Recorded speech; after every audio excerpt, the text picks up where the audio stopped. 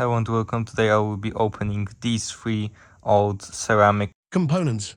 This is the first green one, it lost one of its legs. This is the label. This second one does not have a label, it also lost one of its legs. And this one has just two short legs that I was unable to fix. This is its label. All of these three were taken from some 1980s Polish circuits, so let's crack them open. So this first one is just empty.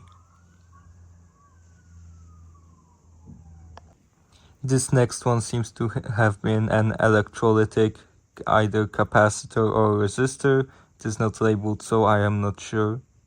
But I assume it was an electrolytic capacitor. This one here is a very tough nut to crack. When I take it out, as you can see, it is barely scratched. So we can see on the outer shell that there are some silver wires before the ceramic shell.